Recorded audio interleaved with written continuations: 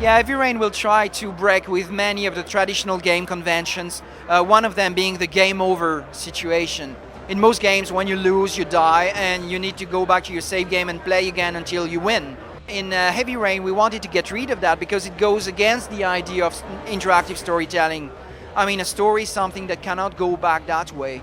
So, in fact, we decided to treat death like an element of the story. This is something that happened, and the story takes this information on board and continues and goes on. It works quite well. For example, in the scene we showed today, this is a scene where Jaden can die, actually in many different ways, depending on what you do and how you play. So it's not because you've done one thing wrong, it's really because you put yourself in a situation where you can only die. So you will continue with the three other characters and solve the story. You can still solve the story. Heavy Rain features what we call the thought system. It's the possibility for the player to listen to what his character thinks at any time in a scene. You know, when in real life, depending on what's going on and what you do and what's going on around you, you will have different ideas going through your mind. What we try to do with this interface is really to emulate that.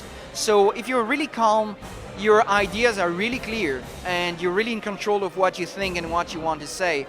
But if you're in an extremely stressed situation, if you're really scared or if you're really anxious about something, your ideas will become confused. So the keywords will move faster, they will start to blur, the letters will shake, and the words will superimpose. So your ideas will become confused, and you may say something that you didn't want to say, but this is because of your psychological state. The release date of the game will be announced by Sony at E3. The game is currently at the alpha stage of development, which means that all scenes are produced and can be played, but we're on track with the schedule, and we're happy with what we got. So hopefully it's gonna make its way.